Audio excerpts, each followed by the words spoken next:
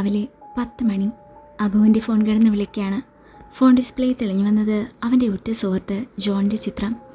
എന്നാൽ അബുവിന് ഒരനക്കവുമില്ല. ഒടുക്കം അബുവിൻ്റെ ഉമ്മ മുറിയിലേക്ക് കയറി വന്നു. ഈ ചെക്കനിത് എന്തുറക്കാ? രാത്രി മൊത്തം ഉറങ്ങാതെ ഇരുന്നിട്ട് പകൽ മുഴുവൻ ഉറക്കവും. ഉമ്മ ഫോണിൽ നോക്കിയപ്പോൾ ജോണിൻ്റെ ഫോട്ടോ കണ്ടു. ആഹാ, കണ്ടില്ലേ നിന്റെ ചങ്ങായി? അവൻ നേരത്തെ ഉണർന്ന് വിളിക്കുന്ന കണ്ടില്ലേ? അതിനുശേഷം ഉമ്മ ഫോൺ എടുത്തു.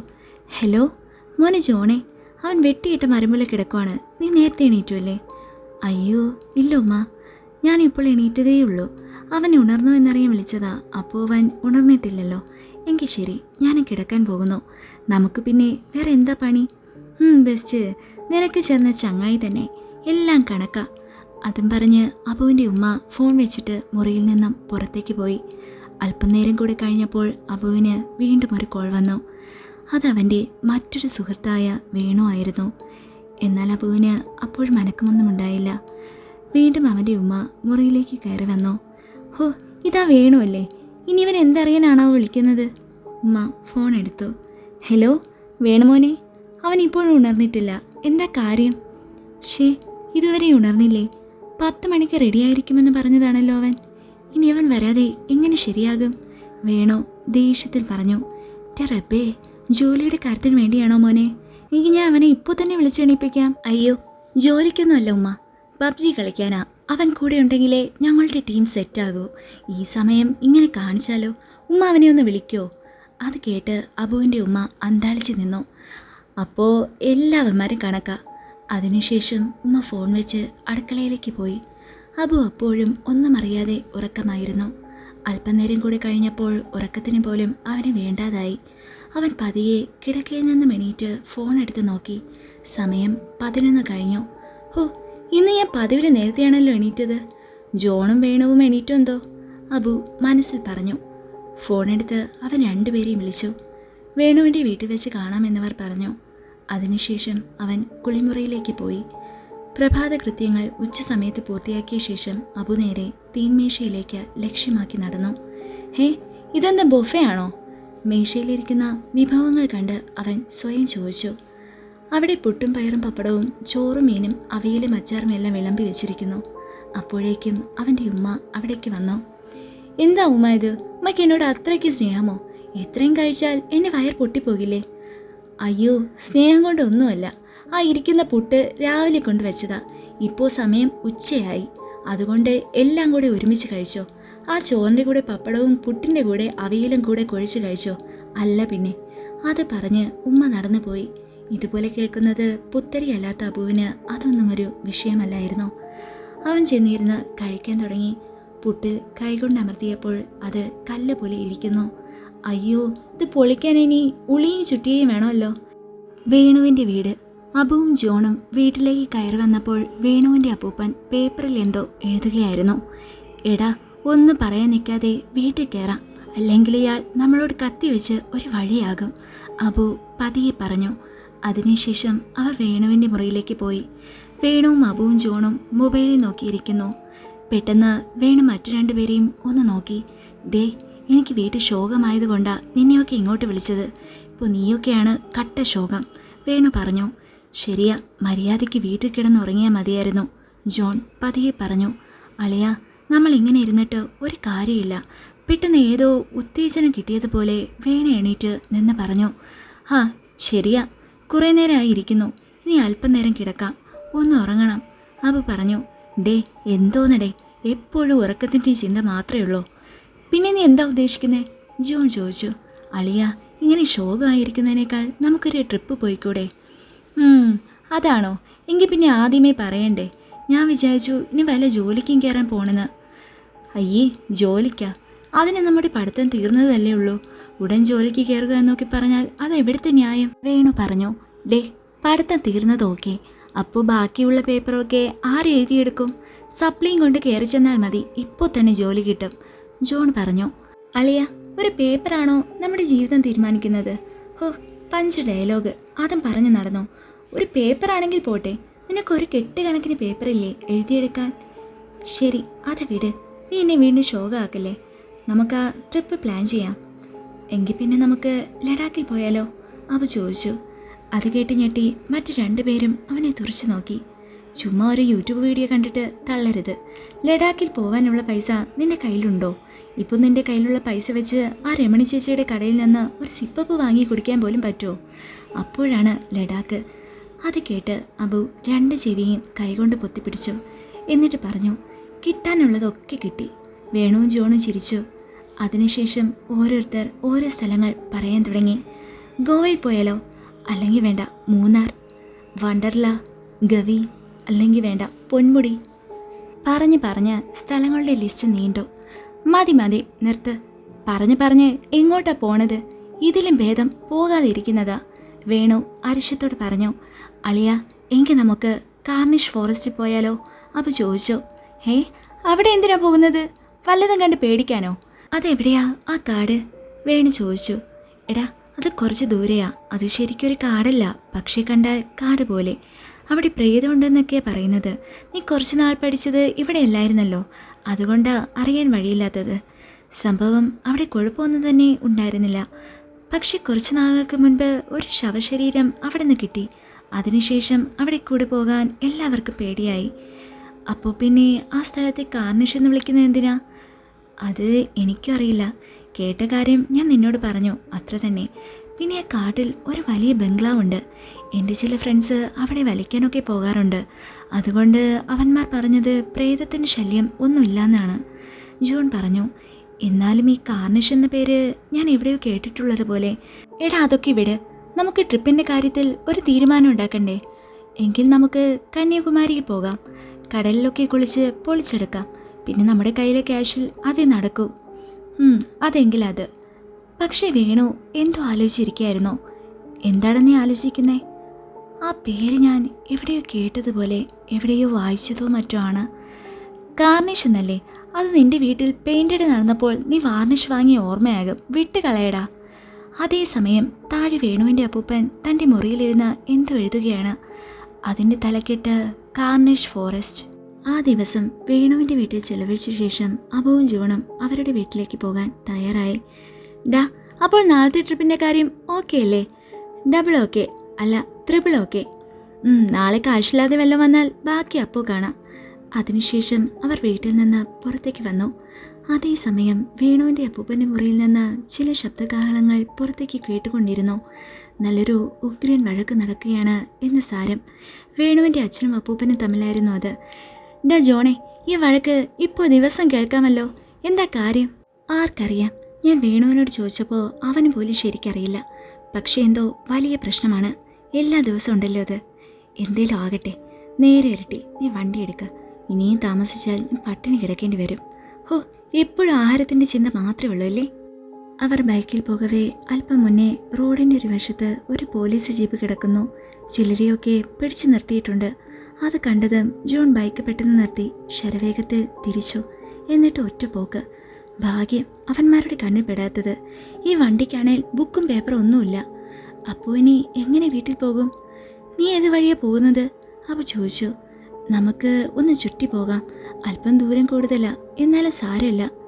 അപ്പോൾ ആ കാർണിഷ് ഫോറസ്റ്റ് വഴിയാണോ പോകുന്നത്? അതെ. അതിനെന്താ ഇപ്പോൾ? അത് കേട്ടപ്പോൾ അബു ശരിക്കും പേടിച്ചു. എടാ, ഈ സമയത്ത് ആ വഴി പോകണോ? നിനക്കറിയാലോ, ഒറ്റ മനുഷ്യർ കാണില്ല അവിടെ. ഈ വണ്ടി എങ്ങനെ ഓഫായി പോയാൽ ആ ഇരുട്ട് നിറഞ്ഞ വഴിയിൽ ഒറ്റയ്ക്കായി പോകും നമ്മൾ. നാട്ടുകാരൊക്കെ ആ സ്ഥലത്തെക്കുറിച്ച് പറയുന്നതിൽ എന്തെങ്കിലും സത്യം ഇല്ലാതിരിക്കില്ല. ഡാ, ഒന്നും മിണ്ടാതിരിക്കോ. പേടിയില്ലാത്തവരെ കൂടി പേടിപ്പിക്കല്ലേ. അവിടെ എൻ്റെ ഫ്രണ്ട്സ് പോയിട്ടുള്ളതല്ലേ, അവിടെ ഒരു കുഴപ്പമില്ലെന്നേ. അത് കേട്ട് അബു പേടിച്ച് ബൈക്കിൻ്റെ പുറകിൽ ജോണിനോട് ചേർന്നിരുന്നു. കുറച്ച് സമയം കൂടെ കഴിഞ്ഞപ്പോൾ അവർ കാർണിഷ് ഫോറസ്റ്റിനടുത്തെത്തി. അവിടെ എത്തിയപ്പോൾ ജോൺ ബൈക്കിൻ്റെ സ്പീഡ് അല്പം ഒന്ന് കൂട്ടി. എത്രയൊക്കെ ധൈര്യം സംഭരിച്ചാലും ആ സ്ഥലത്ത് നിന്ന് അടുത്തുകൂടി പോകുമ്പോൾ ആരായാലും ഒന്ന് ഭയക്കും. കാടല്ല, എന്നാൽ കാട് പിടിച്ചു കിടക്കുന്ന സ്ഥലമാണ്. രാത്രിയായതിനാൽ നല്ല തണുപ്പുണ്ടായിരുന്നു. അബു ആ കാട്ടിലേക്ക് ഒന്ന് നോക്കി. ചെറിയ മരങ്ങൾ ഇടതൂർന്ന് നിൽക്കുന്നു.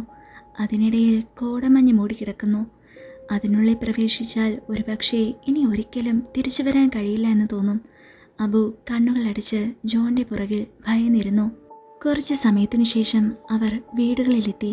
അബുവിനെ വീട്ടിൽ കൊണ്ടാക്കിയ ശേഷം ജോൺ അവൻ്റെ വീട്ടിലുമെത്തി. രണ്ടുപേരും വീട്ടിലെത്തിയോന്നറിയാൻ വേണു അവരെ വിളിച്ചന്വേഷിച്ചു. പിറ്റേ ദിവസം അബുവും ജോണും യാത്രയ്ക്ക് തയ്യാറായി വേണുവിൻ്റെ വീട്ടിലെത്തി. വേണുവും റെഡിയായിരിക്കുകയാണ്. പക്ഷേ അപ്പൂപ്പൻ്റെ റൂമിൽ നിന്നും പതിവ് പോലെ ആ വഴക്കിന് ശബ്ദം മുഴച്ചു കേട്ടു. ജോൺ അവൻ്റെ മറ്റൊരു സുഹൃത്തിൻ്റെ ബൈക്ക് സംഘടിപ്പിച്ചു. അങ്ങനെ 2 ബൈക്കിലായി അവർ യാത്ര തുടങ്ങി. ഒരുപാട് തമാശയൊക്കെ പറഞ്ഞു. വഴിയിലെ ചില കടകളിൽ നിർത്തി സർബത്തും ജ്യൂസും കുടിച്ച് അവർ യാത്ര തുടർന്നു. ഒരുപാട് നേരത്തെ യാത്രയ്ക്ക് ശേഷം അവർ കന്യാകുമാരിയിലെത്തി. അവിടുത്തെ കടലിൻ്റെ കാഴ്ചകൾ ആസ്വദിച്ചു. പിന്നെ കടലിൽ കുളിച്ചു. നേരം അപ്പോഴേക്കും വൈകുന്നേരമായി. കന്യാകുമാരി തെരുവിലെ ഭക്ഷണ സാധനങ്ങൾ അവർ വാങ്ങിക്കഴിച്ചു. കാശ് പോയതറിഞ്ഞില്ല. മടക്കയാത്രയ്ക്കുള്ള കാശ് മാത്രമേ ഇപ്പോൾ അവരുടെ കയ്യിലുള്ളൂ. അപ്പോഴാണ് വീണു ഒരാളെ ശ്രദ്ധിച്ചത്. ആളുകളുടെ ചിത്രം അവിടെ വെച്ച് തന്നെ വരച്ചു കൊടുക്കുന്ന ഒരു ആർട്ടിസ്റ്റ്. ഒരു കട്ടിപ്പുരികമുള്ള മനുഷ്യൻ, മെലിഞ്ഞ ശരീരം, മുഷിഞ്ഞ വേഷം. എടാ, അയാളെ കണ്ടോ? നമ്മൾ 3 പേരും കൂടി നിൽക്കുന്ന ഒരു പടം അയാളെ കൊണ്ട് വരപ്പിച്ചാലോ? ബെസ്റ്റ്. കയ്യിലുള്ള ക്യാഷ് അയാൾക്ക് കൊടുത്താൽ പിന്നെ വീട്ടിലേക്ക് തിരിച്ചെങ്ങനെ പോകും? അല്ലെങ്കിലും ഇവന് ഫോട്ടോയും വരെയും മാത്രമേ മനസ്സിലുള്ളൂ. എന്നാലും വേണോ അയാളോട് പോയി അന്വേഷിച്ചു. 3 പേരെയും നിർത്തി ഒരു ചിത്രം വരയ്ക്കാൻ 250 രൂപയാണ്. എന്നാൽ തിരിച്ച് വീട്ടിലേക്ക് എത്താനുള്ള ഇന്ധനത്തിനും ഭക്ഷണത്തിനും മറ്റും തികയാതെ വരും. അപ്പോൾ വേണു മറ്റു 2 പേരോടും ഒരു സ്വകാര്യം പറഞ്ഞു. അതിനുശേഷം ഒരു ചിത്രം വരയ്ക്കാൻ ഇവർ സമ്മതിച്ചു. 3 പേരും നല്ല പോസ് കൊടുത്തിരുന്നു. അയാൾ തൻ്റെ പെൻസിൽ കൊണ്ട് 3 രൂപം പേപ്പറിൽ ഒപ്പിയെടുത്തു. അതിനുശേഷം അവരെ കാണിച്ചു. അവർ അതിശയിച്ചു പോയി. അത്രയ്ക്ക് മനോഹരമായ വര. അയാൾ അവരോട് കാശ് ചോദിച്ചു. അപ്പോൾ വേണു അയാളെ അത്യധികം പുകഴ്ത്തി. നന്നായി ഒന്ന് സുഖിപ്പിച്ചു. എന്നിട്ട് അയാളോടൊരു ചിത്രം കൂടെ വരയ്ക്കാൻ ആവശ്യപ്പെട്ടു. അതും പ്രധാന റോഡിൽ നിന്നുകൊണ്ട്. അവർ ബൈക്ക് കയറിയിരുന്ന് തിരിഞ്ഞു നോക്കുന്ന ചിത്രം, ആദ്യം വരച്ച ചിത്രം അയാൾ വാങ്ങിവെച്ചു. എന്നാൽ അബു അയാൾ പോലും അറിയാതെ അത് കൈക്കലാക്കി. എന്നിട്ട് ബൈക്ക് കയറിയിരുന്നു. അയാൾ വരയ്ക്കാൻ പെൻസിലെടുത്തതും ഇവർ ബൈക്ക് സ്റ്റാർട്ട് ചെയ്ത് ഒറ്റ പോക്ക്. പാവം അയാൾ താനൊരു വെടിയായി എന്ന് മനസ്സിലാക്കി. ആദ്യം വരച്ച ചിത്രം നോക്കിയപ്പോൾ അതും കാണാനില്ല. വേണു അബുവും ജോണും ബൈക്കിൽ പാഞ്ഞു പോകുന്നത് കണ്ട് നിസ്സഹായനായി ആ മനുഷ്യൻ അവിടെ നിന്നു. കുറേ ദൂരങ്ങൾക്കപ്പുറം ഒരു ഹോട്ടൽ. വേണുവും അബുവും ജോണും ഭക്ഷണം കഴിക്കുകയായിരുന്നു. എന്നാൽ ഇത്രയ്ക്ക് വേണ്ടിയിരുന്നില്ല. പാവല്ലേ അയാൾ, അബു വിഷമത്തോടെ പറഞ്ഞു. ഓ പിന്നെ, അയാൾക്ക് നഷ്ടപ്പെട്ടത് കുറച്ച് സമയം. പിന്നെ പെൻസിൽ അല്പം തികഞ്ഞു കാണും. അത് വേറെ വാങ്ങിയാൽ പോരെ? ലാഘവത്തോടെ വേണു പറഞ്ഞു. എടാ, ഇനി അയാൾ നമ്മളെ അന്വേഷിച്ച് വീട്ടിലെങ്ങാനും വരുമോ? സംശയത്തോടെ ജോൺ ചോദിച്ചു. അതെങ്ങനെ വരാനാ? ഇത്രയും ദൂരം ഒരു 250 രൂപ കിട്ടാൻ അയാൾ 500 രൂപ മുടക്കി വരുമോ? ആ, അത് ശരിയാ. പിന്നെ ഇന്നലെ ഈ തെണ്ടി എന്നെ കൊണ്ട് ആ കാർണിഷ് ഫോറസ്റ്റ് വഴിയെ പോയത്. പേടിച്ച് മനുഷ്യൻ്റെ ജീവൻ പോകാത്ത ഭാഗ്യം. അത് കേട്ട് അവർ 2 പേരും ചിരിച്ചു. ഇനി അടുത്ത വട്ടം പോകുമ്പോൾ എന്നെ കൂടെ വിളിക്കാൻ മറക്കല്ലേ. എനിക്കൊന്ന് കാണണമെന്നുണ്ട് ആ കാട്, വേണു പറഞ്ഞു. ആ ബെസ്റ്റ്, കാണാൻ പറ്റിയ സ്ഥലം തന്നെ. അതെന്തേലും ആകട്ടെ. പിന്നെ വേണു, നിന്നോടൊരു കാര്യം ചോദിക്കാനുണ്ടായിരുന്നോ? എന്താടാ? നിന്റെ വീട്ടിലെന്താ അച്ഛനും അപ്പൂപ്പനും എപ്പോഴും വഴക്കിടുന്നത്? എന്താ ശരിക്കുള്ള പ്രശ്നം? ഓ, അതാണോ? അത് പിന്നെ അച്ഛന് സിറ്റിയിൽ കുറച്ചുകൂടെ നല്ലൊരു വീട് വയ്ക്കണമെന്നുണ്ട്. പക്ഷേ അതിനുള്ള ബഡ്ജറ്റ് വേണമെങ്കിൽ ഇപ്പോഴുള്ള വീടും സ്ഥലം വിറ്റ് അച്ഛൻ്റെ ഒരു സേവിങ്സ് കൂടെ ഇട്ട് സിറ്റിയിൽ നല്ലൊരു സ്ഥലം വാങ്ങണം. ജോലിക്ക് പോകുമ്പോൾ അതല്ലേ അച്ഛന് കുറച്ചുകൂടെ എളുപ്പം. പക്ഷേ ഇവിടം വിട്ട് വരാൻ അപ്പൂപ്പൻ സമ്മതിക്കണ്ടേ? ആ കാര്യം പറഞ്ഞാൽ എപ്പോഴും വീട്ടിലുടക്കാണ്. ഒടുവിൽ അപ്പൂപ്പൻ പറഞ്ഞു, അപ്പൂപ്പൻ്റെ കാലശേഷം ആ വീട് എന്ത് വേണമെങ്കിലും അച്ഛന് ചെയ്യാം, അതുവരെ പറ്റില്ല എന്നും പറഞ്ഞു. ഇതാണോ കാര്യം? അല്ല അളിയ, ഇനി പെട്ടെന്ന് വീട് കിട്ടാൻ വേണ്ടി നിന്റെ അച്ഛൻ വേറെ എന്തെങ്കിലും പ്ലാൻ ചെയ്യുന്നുണ്ടോ? വേറെ എന്ത്? അല്ല, ഈ ജോജി സിനിമയിലുള്ള പോലെ മരുന്ന് മാറ്റിക്കൊടുത്ത് സ്വന്തം അച്ഛനെ അങ്ങ്... ഒന്ന് പോയടാ, എൻ്റെ അച്ഛൻ അങ്ങനെയൊന്നും ചെയ്യില്ല. അത് കേട്ട് അബുവും ജോണും ആർത്തി ചിരിച്ചു. അപ്പോൾ വേണുവിനൊരു കോൾ വന്നു. അതവൻ്റെ അച്ഛനായിരുന്നു. വേണു ഫോൺ എടുത്തു. അച്ഛാ, ഞങ്ങൾ എത്താറായി. വേണു, അപ്പൂപ്പൻ പോയടാ. പോയോ? എവിടെ പോയി? അങ്ങനെയാണെങ്കിൽ ഞാൻ വരുമ്പോൾ ബൈക്കിൽ അപ്പൂപ്പനെ കൂടെ എടുത്തിട്ട് വീട്ടിൽ വരാം. അപ്പോൾ അവിടെ നിന്നും ഒരു നിലവിളി മാത്രമായിരുന്നു അവിടെ കേട്ടത്. എന്നിട്ട് അച്ഛൻ അവനോട് അത് പറഞ്ഞു. അച്ഛൻ പറഞ്ഞത് കേട്ട് വേണു സ്തംഭിച്ചിരുന്നു. അബു അവനെ ശ്രദ്ധിച്ചു നോക്കി. വേണുവിൻ്റെ കണ്ണുകൾ അല്പം നിറഞ്ഞത് അവൻ കണ്ടു. എന്തോ പന്തികേട് മണത്ത അബു അടുത്തിരുന്ന ജോണിൻ്റെ കാലിൽ ചവിട്ടി. എന്നിട്ട് വേണുവിനെ നോക്കാൻ പറഞ്ഞു. ജോൺ നോക്കിയപ്പോൾ വേണു ഏകദേശം കരയാറായി. അവൻ പതിയെ വിതുമ്പാൻ തുടങ്ങി. ഡാ, എന്തു പറ്റി? കരയുന്നോ നീ? അച്ഛൻ എന്താ പറഞ്ഞത്? ആകാംക്ഷയോടെ ജോൺ ചോദിച്ചു. എന്നാൽ അത് കേട്ടിട്ടും വേണുവിൻ്റെ ഭാഗത്തു നിന്നും ഒരു പ്രതികരണവും ഉണ്ടായില്ല. കല്ല് തീർത്ത ശില പോലെ അവൻ ഒറ്റയിരിപ്പായിരുന്നു. വേണുവിൻ്റെ കണ്ണുകൾ നിറഞ്ഞ് കവിഞ്ഞു. അബുവും അവൻ്റെ അടുത്ത് വന്നിരുന്ന് അവനെ ആശ്വസിപ്പിച്ചു. പതിയെ ആ കാര്യം അവർ മനസ്സിലാക്കി. വേണുവിൻ്റെ അപ്പൂപ്പൻ മരിച്ചു. ഇതേ സമയം വേണുവിൻ്റെ വീട് മുറ്റത്ത് ഒരു പന്തൽ കെട്ടിയിട്ടുണ്ട്. വീടിൻ്റെ വലിയ ഹാളിൻ്റെ നടുവിൽ വേണുവിൻ്റെ അപ്പൂപ്പൻ കിടക്കുന്നു. വേണുവിൻ്റെ അച്ഛനെ കൂടാതെയുള്ള മക്കൾ എല്ലാവരും അവിടെ എത്തിയിട്ടുണ്ട്. കുറേ നേരം കഴിഞ്ഞ് 2 ബൈക്കുകളുടെ ഹെഡ്ലൈറ്റ് പ്രകാശം ദൂരെ നിന്ന് കണ്ടു. വീടിൻ്റെ പുറത്തു നിന്നവർ ബൈക്ക് വന്നപ്പോൾ അകത്തേക്ക് കയറ്റാൻ മാറിക്കൊടുത്തു. വേണു ജോണിൻ്റെ പുറകിൽ ഇരിക്കുകയായിരുന്നു. അവനാകെ അവശനാണ്. കണ്ണുകൾ നല്ല ചുമന്നിരിക്കുന്നു. അബു അവനെ താങ്ങി പിടിച്ചു. വീടിനുള്ളിൽ കയറ്റി. എല്ലാവരും നിശബ്ദരായിരിക്കുന്നു. വേണു തൻ്റെ അച്ഛൻ്റെ അടുത്ത് പോയിരുന്നു. അപ്പൂപ്പൻ്റെ മുഖത്തേക്കൊന്ന് നോക്കി. അബുവും ജോണും പുറത്തു പോയി നിന്നു. എങ്ങനെയാ സംഭവിച്ചത്? പുള്ളി എവിടേക്ക് പോകാൻ ഇറങ്ങിയതാ. പെട്ടെന്ന് വീടിൻ്റെ മുറ്റത്ത് കുഴഞ്ഞു വീണു. പെട്ടെന്ന് ആശുപത്രിയിൽ എത്തിച്ചെങ്കിലും രക്ഷിക്കാനായില്ല. കഷ്ടം തന്നെ. പുറത്തുനിന്നവർ സംസാരിക്കുന്നത് അബുവും ജോണും കേട്ടു. എന്നും ഒച്ചയും ബഹളവും വഴക്കും ചിരിയും കളിയും നിറഞ്ഞു നിന്ന വേണുവിൻ്റെ വീട്ടിൽ ഇപ്പോൾ മൂകത മാത്രം. ഒരാഴ്ചയ്ക്ക് ശേഷം അബുവും ജോണും വേണുവിൻ്റെ വീട്ടിലേക്ക് വന്നു. വരാന്തയിൽ കിടന്ന ചാരുകസേര കണ്ടപ്പോൾ അവർക്ക് വിഷമം തോന്നി. മിക്കപ്പോഴും അവർ ഇവിടേക്ക് വരുമ്പോൾ വേണുവിൻ്റെ അപ്പൂപ്പൻ ആ കസേരയിൽ കിടന്ന് എന്തെങ്കിലും വായിക്കുകയാവും, അല്ലെങ്കിൽ മറ്റൊരു കസേരയിലിരുന്ന് എഴുതും. ഇവരെ കണ്ടാൽ ഈ എഴുതുന്ന കാര്യത്തെക്കുറിച്ച് വിശദീകരിക്കും. എന്നാൽ ഇന്ന് അവിടെ ആരുമില്ല. അവർ വീടിനുള്ളിൽ കയറി വേണുവിൻ്റെ മുറിയിലേക്ക് ചെന്നു. വേണു കട്ടിലിൽ കിടക്കുകയാണ്. എന്നാൽ ഇവരെ കണ്ടപ്പോൾ അവൻ്റെ മുഖത്ത് ഒരു പ്രസന്നഭാവം വന്നു. കുറച്ചുനേരം അവർ സംസാരിച്ചിരുന്നു. ഞങ്ങൾ വൈകാതെ ഇവിടെ നിന്ന് താമസം മാറും. അച്ഛൻ പറയുന്നത് ഈ വീടും സ്ഥലവും വിറ്റ ശേഷം സിറ്റിയിൽ പുതിയ വീട് വെക്കാമെന്നാ. ഓ, അപ്പോൾ നീ ഞങ്ങളെയൊക്കെ വിട്ട് പോവുകയാണല്ലേ? എന്താണ് ഈ പറയുന്നത്? കുറച്ചുകൂടി ദൂരേക്ക് ഞാൻ പോകുന്നു, അത്ര തന്നെ. നിങ്ങൾക്ക് എപ്പോൾ വേണേലും അവിടെ വരാമല്ലോ, ഇവിടേക്ക് വരുന്ന പോലെ. അത് ശരിയാ. ഇനി നിൻ്റെ അച്ഛന് ജോലിക്ക് പോകാൻ എളുപ്പമാകുമല്ലോ, അധിക ദൂരം യാത്ര ചെയ്യാതെ. അത് കേട്ടപ്പോൾ അബു ജോണിനെ നോക്കി. പെട്ടെന്നുള്ള ആ നോട്ടത്തിൽ എന്തോ സംശയം നിറഞ്ഞതുപോലെ. വേണു മുറിയുടെ പുറത്തേക്ക് പോയപ്പോൾ അബു ജോണിനോട് പറഞ്ഞു, ഡാ, നമ്മളന്ന് യാത്ര പോയപ്പോൾ ഞാൻ നിന്നോട് പറഞ്ഞില്ലേ ഇവൻ്റെ അച്ഛനും അപ്പൂപ്പനും തമ്മിലുള്ള പ്രശ്നം? ഉടൻ മരണവും സംഭവിച്ചു. എന്തോ പന്തികേട് പോലെ. നീ എന്തായി പറയുന്നത്? അവൻ്റെ അച്ഛൻ അങ്ങനെ ചെയ്യുമെന്ന് തോന്നുന്നു? ആവശ്യമില്ലാതെ ഓരോന്ന് പറഞ്ഞ്. അത് കേട്ടപ്പോൾ അബു പിന്നെ മിണ്ടിയില്ല.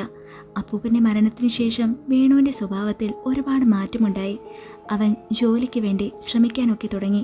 അപ്പൂപ്പൻ അവനോട് എന്നും പറഞ്ഞിരുന്ന കാര്യമാണത്. അവൻ്റെ അപ്പൂപ്പൻ്റെ മരണാനന്തര ചടങ്ങുകൾ നല്ല രീതിയിൽ നടന്നു.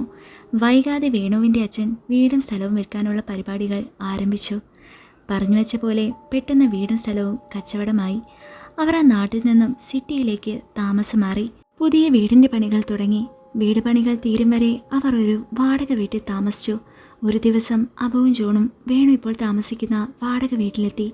അവരെ കണ്ടതും വേണുവിന് അത്യധികം സന്തോഷമായി. എടാ, എത്ര നാളായി നിങ്ങളേക്ക് കണ്ടിട്ട്. ശരിക്കും പറഞ്ഞാൽ ഇവിടെ എത്തിയ ശേഷമാ എനിക്ക് നമ്മുടെ നാടിൻ്റെ വില മനസ്സിലാകുന്നത്. എന്തോ ഒറ്റപ്പെട്ടതുപോലെ തോന്നുന്നു. അതങ്ങനെയാണല്ലോ, സിറ്റിയിലൊക്കെ വന്നാൽ സ്വർഗം എന്നൊക്കെയല്ലേ വിചാരം. അത് പോട്ടെ, പിന്നെന്താ നിങ്ങളൊരു മുന്നറിയിപ്പില്ലാതെ? ഇവൻ്റെ മുഖം കണ്ടാൽ എന്തോ ഉടായ്പൊപ്പിച്ച് വെച്ചതുപോലെ ഉണ്ടല്ലോ. അബുവിൻ്റെ മുഖം നോക്കി വേണു പറഞ്ഞു, അങ്ങനെയൊന്നുമില്ലേടാ. നീ എവിടുന്ന് മാറിയപ്പോൾ എന്തോ പോലെ. പിന്നെ നിൻ്റെ അച്ഛനിപ്പോൾ ഹാപ്പിയല്ലേ? സിറ്റിയിലേക്ക് മാറാനായിരുന്നല്ലോ പുള്ളിക്ക് ആഗ്രഹം. ഒരു സംശയത്തോടെയാണ് അബു ഇത് ചോദിച്ചത്. അതേടാ, അച്ഛന് ഇപ്പോൾ ജോലിക്ക് പോകാൻ എളുപ്പമായി. വൈകാതെ ഞാൻ എവിടെയെങ്കിലും കയറും. അതിനു മുൻപേ നമുക്കൊന്ന് കൂടണ്ടേ? എവിടേക്കെങ്കിലും പോയാലോ? ഞാൻ ഇല്ലടാ, എനിക്കൊരു മൂടില്ല, വേണു പറഞ്ഞു. എങ്കിൽ പിന്നെ നമുക്ക് കാർണിഷ് ഫോറസ്റ്റിൽ പോയാലോ? അത് കേട്ട് വേണുവും അബുവും ജോണിനെ തുറച്ചു നോക്കി. വേറെ ഒരു സ്ഥലവും നിനക്ക് പറയാനില്ല അല്ലേ? ഓർമ്മയുണ്ടോ അന്നത്തെ രാത്രി? എങ്ങനെ വീടെത്തിയെന്ന് പോലും അറിയൂല. എന്തൊരു സ്ഥലം അത്. എങ്കിൽ ഞാൻ വരാം. അവിടേക്ക് പോകണമെന്ന് എനിക്ക് നേരത്തെ തോന്നിയതാണ്. പിന്നെ നല്ലൊരു അനുഭവമാകും. പക്ഷെ നമ്മൾ രാത്രിയാണ് പോകുന്നത്, ഓക്കെ? അതുകൂടി കേട്ടപ്പോൾ അബുവിൻ്റെ നിയന്ത്രണം നഷ്ടമായി. അവൻ ജോണിൻ്റെ കഴുത്തിന് പിടിച്ചു. വേണു അത് കണ്ട് ചിരിച്ച് അബുവിനെ പിടിച്ചു മാറ്റി. പക്ഷേ ഒടുവിൽ അബുവിന് അവരുടെ തീരുമാനത്തിന് മുന്നിൽ സമ്മതിക്കേണ്ടി വന്നു. ഇനി ഞാൻ പറയുന്ന കാര്യങ്ങൾ ശ്രദ്ധയോടെ കേൾക്കണം, ജോൺ പറഞ്ഞു തുടങ്ങി. 1. ആ കാട്ടിൽ പ്രേതമുണ്ടോ, പിശാച്ചുണ്ടോ, കള്ളനുണ്ടോ, തീവ്രവാദികളുണ്ടോ എന്നൊന്നും എനിക്കറിയില്ല. അതുകൊണ്ട് നമ്മൾ ഒരു ധാരണയില്ലാതെയാണ് അവിടേക്ക് പോകുന്നത്. 2, നമ്മൾ അവിടെ എത്തുന്നത് രാത്രി സമയമായതിനാൽ നമ്മളുടെ സ്വയം രക്ഷയ്ക്ക് വേണ്ടി എന്തെങ്കിലും കയ്യിൽ കരുതുക. 3, ഒരുപക്ഷെ നമ്മളെ അവിടെ കാത്തിരിക്കുന്നത് മനുഷ്യരല്ലാത്ത മറ്റെന്തെങ്കിലും ആണെങ്കിൽ അതിനെ നേരിടാനും നമ്മൾ എന്തെങ്കിലും കരുതിയേ തീരൂ. ജോൺ ഇത്രയും പറഞ്ഞപ്പോൾ അബു അതൊക്കെ കേട്ട് പേടിച്ച് അങ്ങനെ ഇരുന്നു. എന്നാൽ വേണു ആകട്ടെ അവൻ്റെ മുഖത്ത് ഒരു സന്തോഷം നിറഞ്ഞു നിന്നു. ഞാൻ തയ്യാറാണ്, ഇന്ന് രാത്രി തന്നെ പോകാം. ആവശ്യത്തിനുള്ള സാധനങ്ങൾ ഒക്കെ എടുക്കാം. പിന്നെ ജോണെ, നീ പറഞ്ഞല്ലോ മനുഷ്യരല്ലാത്ത മറ്റെന്തെങ്കിലുമെന്ന്. ചിലപ്പോൾ ഒരു പ്രേതാത്മാവ്. വെറുതെ ഇരിക്കടാ, അങ്ങനെയൊന്നും അവിടെ ഉണ്ടാകില്ല, ചുമ്മാ മനുഷ്യനെ പേടിപ്പിക്കാൻ, അബു ഇടർന്ന ശബ്ദത്തിൽ പറഞ്ഞു. അതുകൊണ്ട് കയ്യിൽ കിട്ടുന്ന കൊന്തയോ ഏലസോ എന്താന്ന് വെച്ചാൽ എടുത്തോ. ഈ രാത്രി വേണുവിൻ്റെ വീട്ടിൽ കിടക്കുമെന്ന് അബുവും ജോണും തങ്ങളുടെ വീട്ടിലേക്ക് വിളിച്ച് കള്ളം പറയുകയും ചെയ്തു. സമയം സന്ധ്യയോടടുത്തു. ഇപ്പോൾ പുറപ്പെട്ടാലേ അവർക്ക് രാത്രി നേരത്തെ തന്നെ കാർണിഷ് ഫോറസ്റ്റിൽ എത്തിച്ചേരാൻ കഴിയൂ. അബുവിൻ്റെ വീട്ടിൽ കിടക്കുമെന്ന് വേണുവും അച്ഛനോട് കള്ളം പറഞ്ഞു. ചെറുതായി ഇരുൾ വീണു തുടങ്ങിയപ്പോൾ അവർ കാർണിഷ് ഫോറസ്റ്റിലേക്ക് പുറപ്പെട്ടു. രാത്രി നേരം. വഴിയിൽ ഒച്ചയും അനക്കവും ഒന്നും തന്നെയില്ല.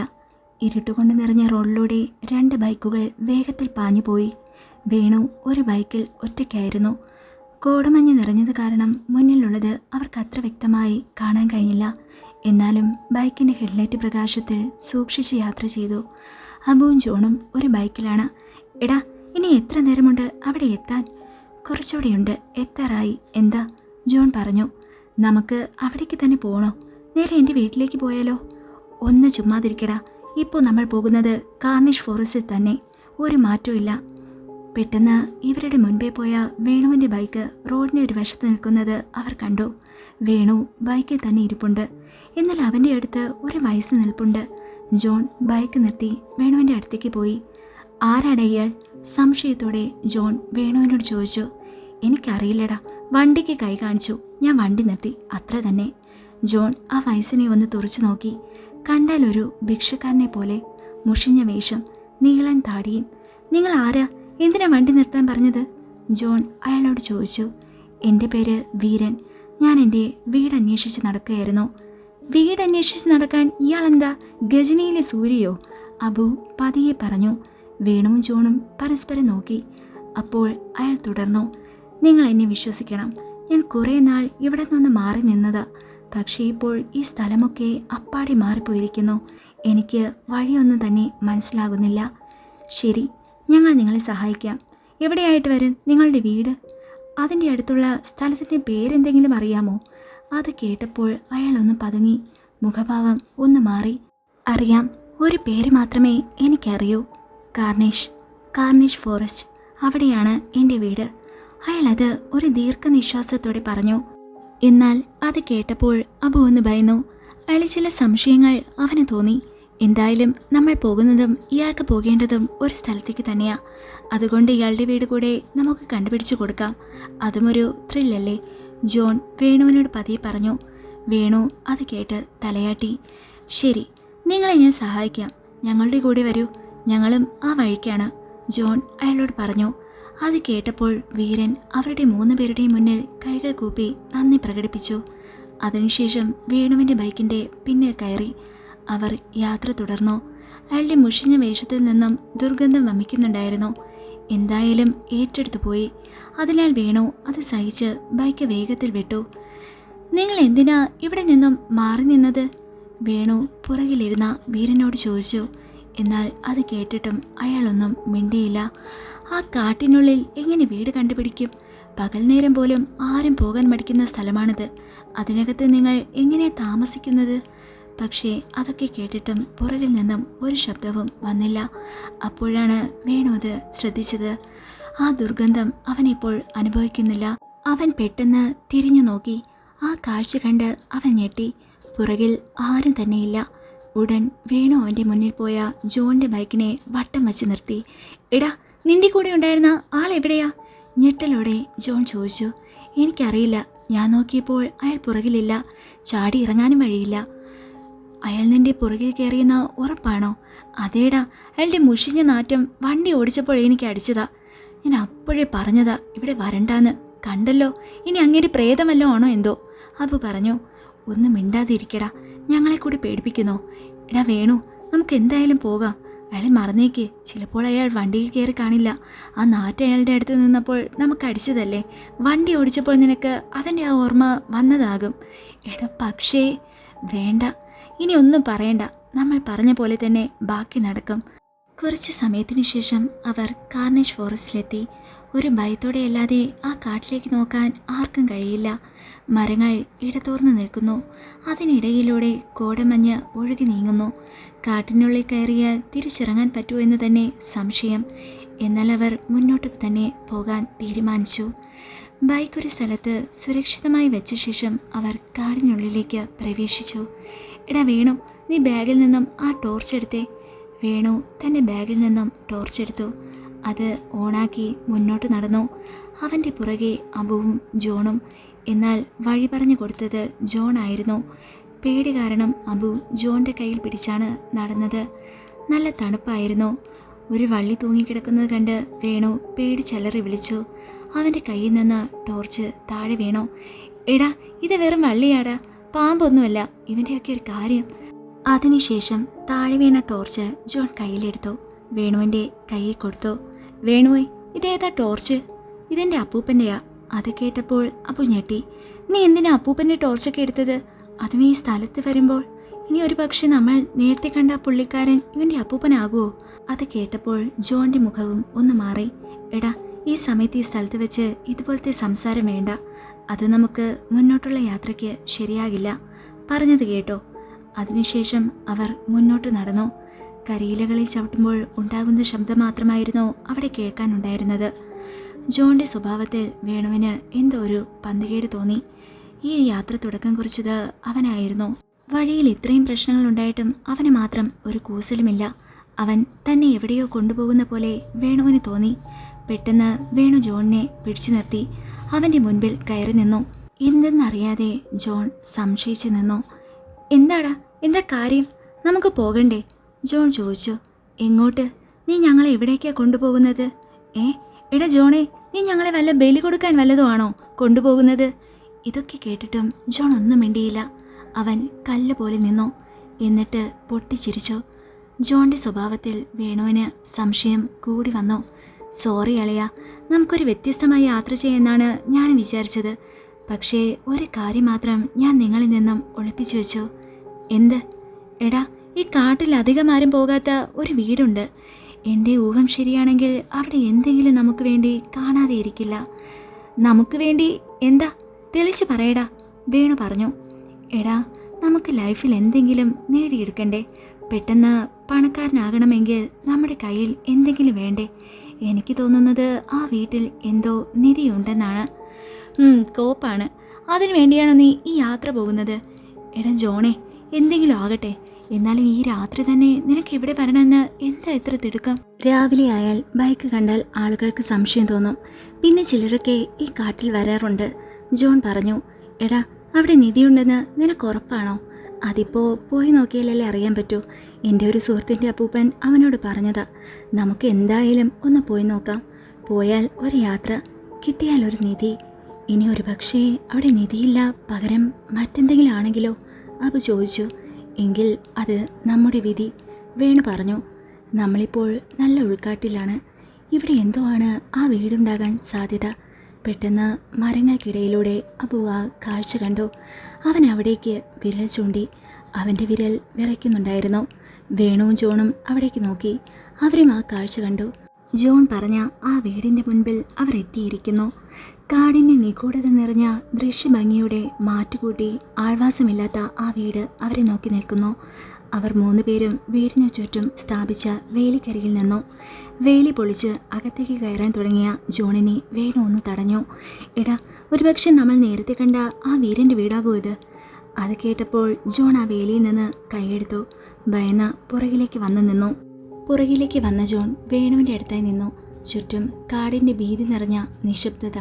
അബുവിൻ്റെ നെഞ്ചിൽ നിർത്താതെയുള്ള ഹൃദയമെടുപ്പ്. ഇനി അവിടെ നിൽക്കുന്നത് അത്ര പന്തിയല്ല എന്ന് വേണുവിന് തോന്നി. എന്നാൽ പൊടുന്നനെ ജോൺ മുന്നോട്ട് ചെന്ന് ആ വേലി പൊളിച്ചു. വീടിൻ്റെ മുറ്റത്തേക്ക് കയറാൻ തുടങ്ങി. പെട്ടെന്ന് അവരുടെ അടുത്തായി നിന്ന മരങ്ങൾക്കിടയിൽ നിന്ന് ആരോ അനങ്ങിയ ശബ്ദം കേട്ടു. എല്ലാവരും അവിടേക്ക് നോക്കി. എന്നാൽ ഒന്നും തന്നെ കണ്ടില്ല. പിന്നെ അവിടെ നിൽക്കാൻ അവർ തയ്യാറായില്ല. തിരിഞ്ഞു നിന്ന ശേഷം വന്ന വഴിയെ ഒറ്റ ഓട്ടം. വേണുവും അബുവുമാണ് മുൻപിൽ ഓടിയത്. ജോൺ പിന്നാലെയും കുതിച്ചു. അല്പദൂരം ഓടിയ ശേഷം അവർ മൂവരും തളർന്നു നിന്നു. അബു കിതച്ചുകൊണ്ട് ഒരു മരത്തിൽ ചാരി നിന്നു. എടാ, നിങ്ങൾ എന്തിനാ ഓടിയത്? ജോൺ ചോദിച്ചു. അപ്പോൾ നീ കേട്ടില്ലേ? മരങ്ങൾക്കിടയിൽ ആരോ അനങ്ങിയ ശബ്ദം. മാങ്ങാത്തൊലി. എടാ, ഇത് കാടാണ്. അപ്പോൾ അങ്ങനെയുള്ള ഒച്ചയും ബഹളവും ഒക്കെ ഉണ്ടാകും. അത് വല്ല ജീവിയോ അനങ്ങിയതാകും. നിന്റെയൊക്കെ ഒടുക്കത്തെ ഒരു പേടി. ആ വീട്ടിൽ കയറാൻ പോയതാ ഞാൻ, ജോൺ പറഞ്ഞു. എടാ, ആ വീട്ടിലെന്തോ പ്രശ്നമുണ്ട്. ആ വീട്ടിലാരോ താമസിക്കുന്നുണ്ട്. നമ്മൾ കയറുന്നുണ്ടോ എന്ന് നോക്കാൻ കാത്തിരുന്നതാകും ആ മരത്തിൻ്റെ ഇടയിൽ. ചിലപ്പോൾ അത് നമ്മൾ വന്നപ്പോൾ കണ്ട ആ വയസ്സനാണെങ്കിലോ? എന്താണെങ്കിലും ആകട്ടെ, വേഗം വീട്ടിലെത്തണം. വീട്ടിലെത്തുമ്പോഴേക്കും നേരം വെളുക്കും. ഇനി പരിപാടിക്ക് ഞാനില്ല, വേണു പറഞ്ഞു. എടാ, അത് പിന്നെ, ജോൺ ഇടയിൽ കയറി സംസാരിക്കാൻ വന്നപ്പോൾ വേണുവും അബുവും അവനെ വായടക്കാൻ പറഞ്ഞു. അതിനുശേഷം അവർ ബൈക്കിൽ കയറി കാടിന് പുറത്തേക്ക് പോയി. അപ്പോൾ ദൂരെ ഒരു മരത്തിന് പുറകിൽ അയാൾ അവരെ വീക്ഷിച്ചു കൊണ്ട് നിന്നു. അവരോട് സംസാരിച്ച വയസ്സൻ. നേരം പുലർന്നു. കോട്ടുവായിട്ട് അബു പതിയെ എണീറ്റു. അവൻ്റെ ദേഹത്ത് വേണുവിൻ്റെ കാലും ജോണിൻ്റെ കൈയും. അവർ കാട്ടിൽ നിന്ന് നേരെ പോയത് വേണുവിൻ്റെ വീട്ടിലാണ്. പെട്ടെന്ന് വാതിൽ തുറന്ന് വേണുവിൻ്റെ അച്ഛൻ അകത്തേക്ക് വന്നു. ഇതെന്താ? കൈയും കാലും തലയും ഉടലും വേറെ വേറെയാണല്ലോ. വേണുവിൻ്റെ അച്ഛൻ ഇത് പറഞ്ഞ് അവരെ നോക്കി നിന്നു. എല്ലാവരും ഒന്ന് എണീക്കൂ, വേണുവിൻ്റെ അച്ഛൻ ഉറക്കെ അലറി. അത് കേട്ട് മൂവരും എഴുന്നേറ്റു. നമ്മുടെ പുതിയ വീടിൻ്റെ സ്ഥലം നോക്കാൻ പോകണ്ടേ? വേഗം റെഡിയാകൂ, വേണുവിൻ്റെ അച്ഛൻ പറഞ്ഞു. വൈകാതെ വേണു ഫ്രഷായി. എന്നാൽ അവൻ്റെ കൂടെ ജോണും അബുവും പോകാൻ തയ്യാറായി. ഭക്ഷണം കഴിച്ച ശേഷം അവർ എല്ലാവരും ഒരുമിച്ച് പുതിയ വീടിൻ്റെ സ്ഥലം കാണാൻ പുറപ്പെട്ടു. സിറ്റിയുടെ നടുവിൽ നല്ലൊരു സ്ഥലത്ത് തന്നെയാണ് വീട് പണി കഴിപ്പിക്കാൻ വേണുവിൻ്റെ അച്ഛൻ ഉദ്ദേശിച്ചത്. അങ്ങനെയുള്ള ഒരു സ്ഥലം തന്നെയായിരുന്നു അത്. വീടിൻ്റെ പ്ലാനുമായി കോൺട്രാക്ടറും മറ്റും അവിടെ എത്തി. എല്ലാം വിശദീകരിച്ചു കൊടുത്തു. അതിനുശേഷം അവർ വീട്ടിലേക്ക് തിരിച്ചു. പോകും വഴി, അച്ഛാ, നമ്മുടെ വീടിൻ്റെ ബഡ്ജറ്റ് എത്ര രൂപയാകും?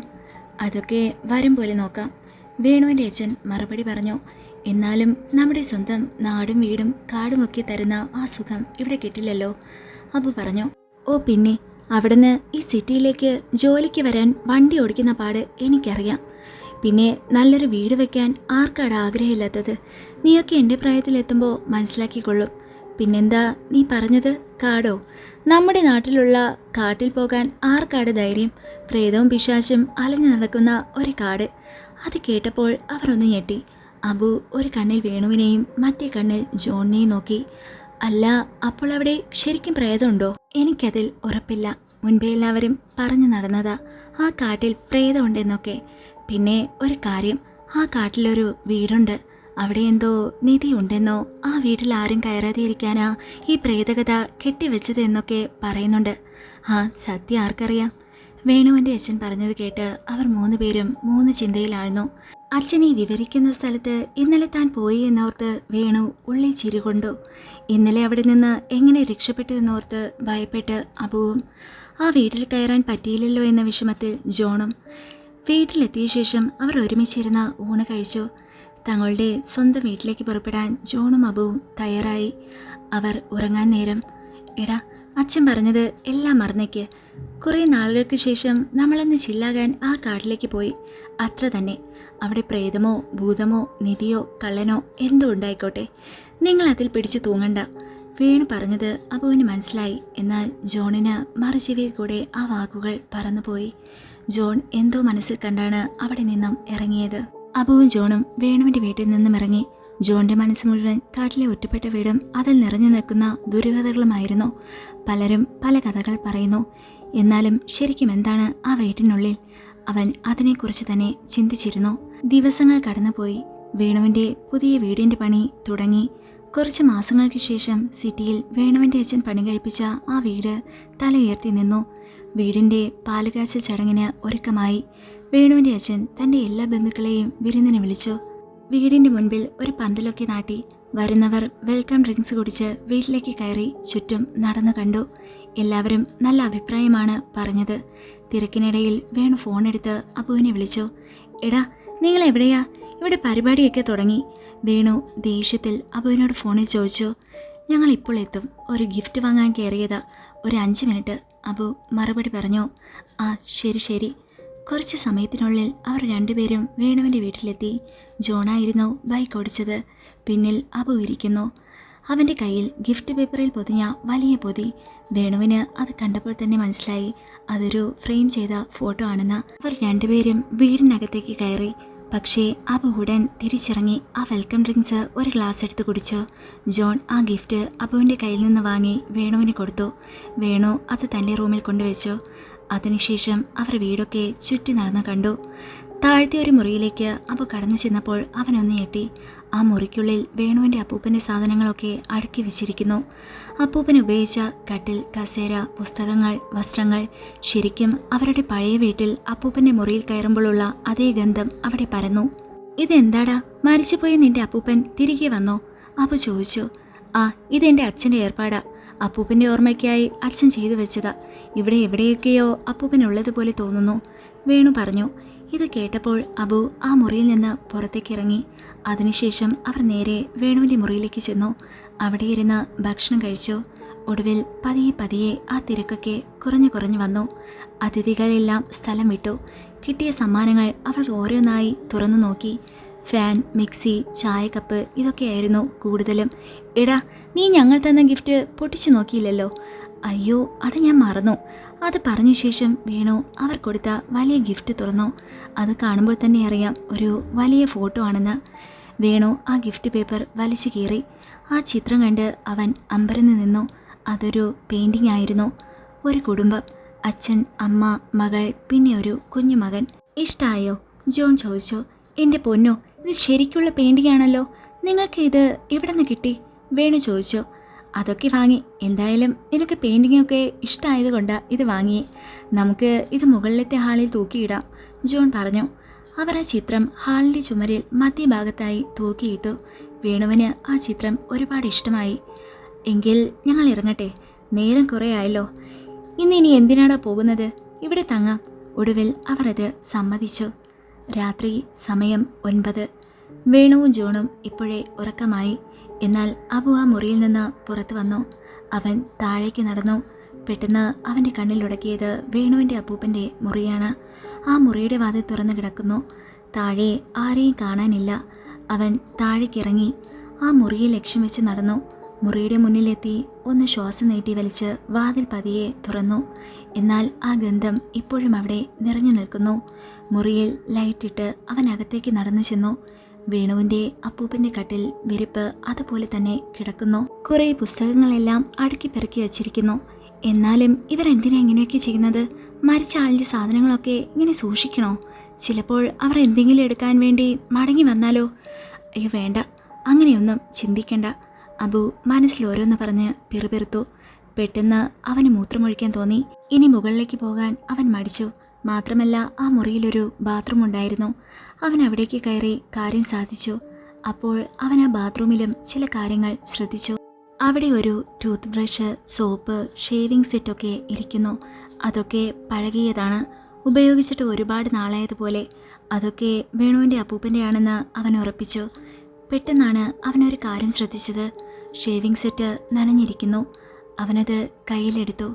അതിൽ കുറച്ച് മുടിയും പിന്നെ അല്പം രക്തവും ഇരിക്കുന്നു. ഇത് കണ്ടപ്പോൾ അബുവിൻ്റെ കൈ വിറയ്ക്കാൻ തുടങ്ങി. അവൻ പിന്നിലേക്ക് വലിഞ്ഞു. പക്ഷെ മുറിയിൽ മറ്റാരും ഉണ്ടെന്ന തോന്നൽ അവന് വന്നു. പെട്ടെന്ന് തന്നെ അവിടെ ഒരു ശബ്ദം കേട്ടു. അവൻ്റെ ഹൃദയമിടിപ്പ് കൂടിക്കൂടി വന്നു. അപ്പോൾ കണ്ണാടിയിൽ കൂടെ ഒരാൾ അവനെ നോക്കി നിൽക്കുന്നത് അബു കണ്ടു. അറിയാതെ തന്നെ അവൻ നിലവിളിച്ചു പോയി.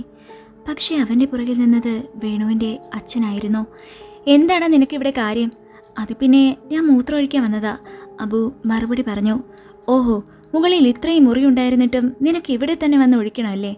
അത് പിന്നെ, അബു കിടന്ന് പരുങ്ങി. ശരി ശരി, മുറിയിൽ നിന്ന് ഇറങ്ങിക്കോ. അബു ഉടൻ പുറത്തേക്കിറങ്ങി. എന്നാൽ അവൻ വീണ്ടും വേണുവിൻ്റെ അച്ഛൻ്റെ അടുത്തേക്ക് ചെന്നു. അങ്കിളെ, ആ ബാത്റൂം ആരാ ഉപയോഗിക്കുന്നത്? അവിടെ ഇരിക്കുന്നത് അപ്പൂപ്പൻ്റെ സാധനങ്ങളല്ലേ? പക്ഷേ ഷേവിംഗ് സെറ്റിൽ മുടിയും അല്പം രക്തവും കണ്ടു. അബു ചോദിച്ചു. എടാ, അത് ഞാൻ ഷേവ് ചെയ്തതാ. നാശം പിടിക്കാൻ ബ്ലേഡ് കൊണ്ടെൻ്റെ താടി മുറിഞ്ഞു. ഓഹോ, അപ്പോൾ അച്ഛൻ്റെ ഓർമ്മ പുതുക്കാൻ ചെയ്തതാണല്ലേ? അങ്ങനെയാണെങ്കിൽ ആ ടൂത്ത് ബ്രഷ് ഇട്ടാണോ അങ്ങൾ പല്ല് തേക്കുന്നത്? പോടാ, അത് കേട്ടതും അബു അവിടെ നിന്നും ഇറങ്ങി ഒറ്റൊരു ഓട്ടം. പിറ്റേ ദിവസം രാവിലെ ഒരു നിലവിളി കേട്ടു.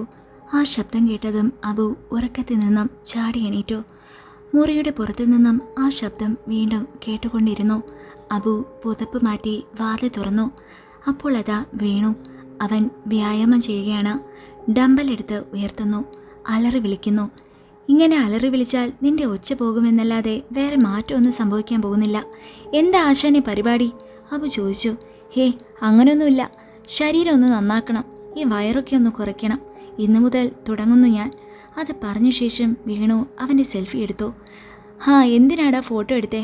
അത് പിന്നെ നമ്മൾ നമ്മുടെ മാറ്റം കാണിക്കണ്ടേ. ഇനിയും സ്വല്പം കൂടി തടി കുറച്ച ശേഷം അടുത്ത ഫോട്ടോ എടുക്കും. എന്നിട്ട് ആ ഫോട്ടോയും ഈ ഫോട്ടോയും താരതമ്യം ചെയ്യും. എന്നിട്ട് ഇൻസ്റ്റയിലിടും. കൂടെ അടിയിലൊരു മോട്ടിവേഷൻ എന്നൊക്കെ ഹാഷ്ടാഗ് ഇടും. എങ്ങനെയുണ്ട് എൻ്റെ ബുദ്ധി? അപ്പോൾ ജോൺ കയറി വന്നു. നല്ല ബെസ്റ്റ് ബുദ്ധി.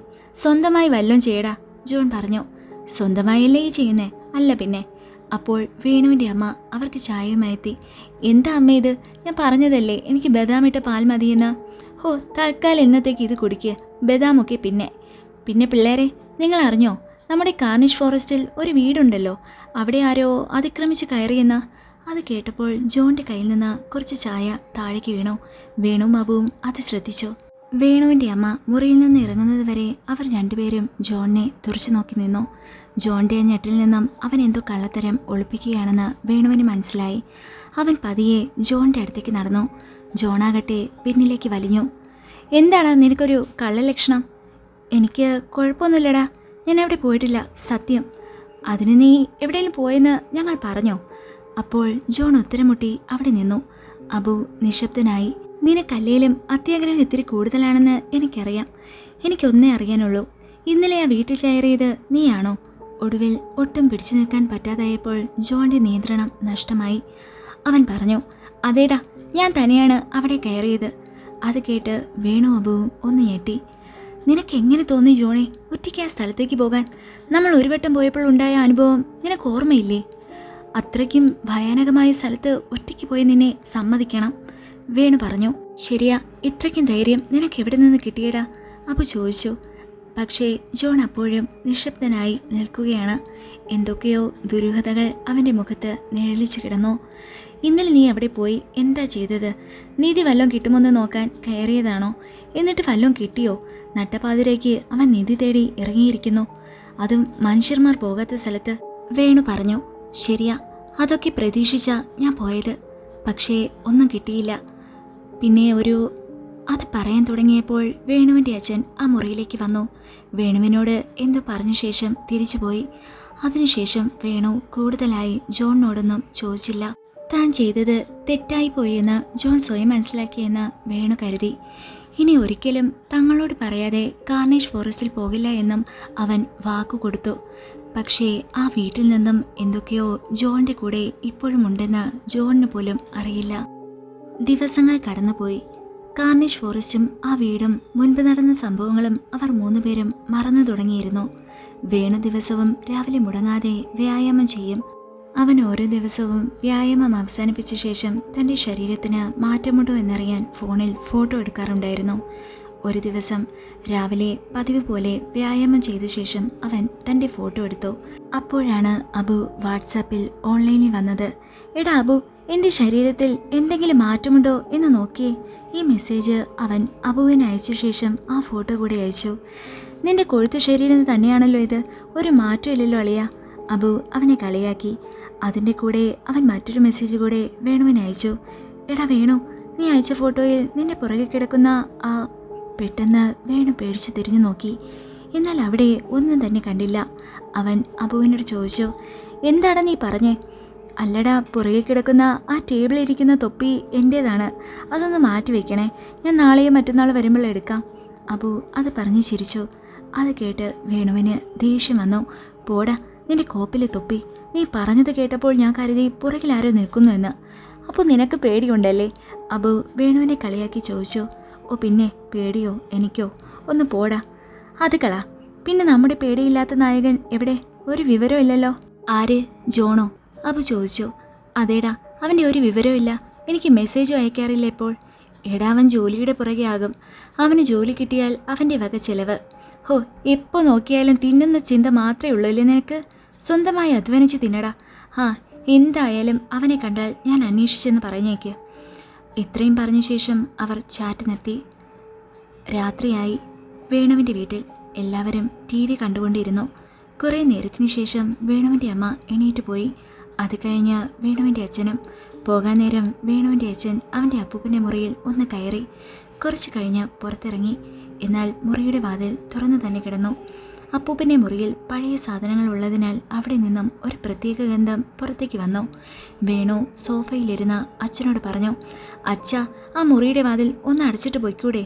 അവൻ വീണ്ടും അത് പറഞ്ഞു. പെട്ടെന്ന് മുറിയുടെ വാതിൽ അടഞ്ഞു. ആ, താങ്ക്സ് അച്ഛാ. അത് പറഞ്ഞ് അവൻ തിരിഞ്ഞു നോക്കിയപ്പോൾ അവിടെ ആരും തന്നെയില്ല. ഒരു നിമിഷം അവൻ ഞെട്ടി എഴുന്നേറ്റു. അച്ഛനാണ് വാതിലടച്ചതെന്ന് അവൻ കരുതി. എന്നാൽ അവിടെ ആരും തന്നെയില്ല. എന്ന് താമസിക്കുന്ന വീട്ടിൽ നിൽക്കാനായി ഒന്ന് അറച്ചു പോകാൻ ഇങ്ങനെ ഒരു സംഭവം തന്നെ ധാരാളമെന്ന് വേണുവിന് തോന്നി. അവൻ സോഫയിൽ വീണ്ടും ഇരുന്നു. പക്ഷേ ആ ഞെട്ടൽ അവൻ്റെ മനസ്സിൽ നിന്ന് മാഞ്ഞില്ല. ആരാകും ആ വാതിലടച്ചത്? പെട്ടെന്ന് ഒന്നുകൂടി അവൻ ആ മുറിയുടെ വാതിലിലേക്ക് നോക്കി. അത് അടഞ്ഞു തന്നെ കിടക്കുന്നു. വീട് പാൽക്കാഴ്ച ദിവസം മരിച്ചുപോയ നിന്റെ അപ്പൂപ്പൻ തിരികെ വന്നു എന്ന അബുവിൻ്റെ ചോദ്യം അവൻ്റെ മനസ്സിൽ വന്നു. പിന്നെ അവിടെ ഇരിക്കാൻ അവൻ്റെ മനസ്സ് അനുവദിച്ചില്ല. TV ഓഫ് ചെയ്ത ശേഷം മുകളിലേക്ക് നടന്നു. നാശം, നല്ലൊരു ഫുട്ബോൾ മാച്ചായിരുന്നു. ഒറ്റയ്ക്കിരുന്ന് കാണാനും തോന്നുന്നില്ല. ഇനി അങ്ങോട്ടേക്ക് പോണോ? അച്ഛനെ വിളിച്ചാലോ? അയ്യേ വേണ്ട, നാണക്കേടാകും. എനിക്ക് പേടിയെന്ന് കരുതും. വേണു ഇങ്ങനെ മനസ്സിൽ പെറുപെറുത്തു. അവൻ ഉറങ്ങാൻ തന്നെ തീരുമാനിച്ചു. വേണ്ടാത്ത ചിന്തകൾ എല്ലാം അകന്നു പോകട്ടെ, കിടക്കും മുന്നേ മനസ്സിൽ പറഞ്ഞു. പതിയെ അവൻ ഉറങ്ങാൻ തുടങ്ങി. അല്പസമയം കഴിഞ്ഞപ്പോൾ അവൻ ഉണർന്നു. അവൻ കണ്ടുകൊണ്ടിരുന്ന ഫുട്ബോൾ മാച്ചിൻ്റെ ശബ്ദം. അവൻ ചാടി എഴുന്നേറ്റു. പതിയെ മുറിയുടെ വാതിൽ തുറന്നു. ലൈറ്റിട്ടു. കോണിപ്പടിയിലൂടെ താഴേക്ക് നോക്കി. അവിടെ ഹാളിൽ മുഴുവൻ ഇരുട്ട്. എന്നാൽ TVയുടെ വെളിച്ചം ആ ഇരുട്ടിൽ ചിതറിക്കിടക്കുന്നത് പോലെ അവൻ മനസ്സിലാക്കി. ആരോ ഇരുന്ന് TV കാണുന്നു. അവൻ പടിയിറങ്ങി താഴേക്ക് ചെന്നു. എന്നാൽ അവിടെ കണ്ട കാഴ്ച ആ ഇരുളിൽ ഒരാൾ സോഫയിലിരുന്ന് TV കാണുന്നു. അനക്കമൊന്നുമില്ല.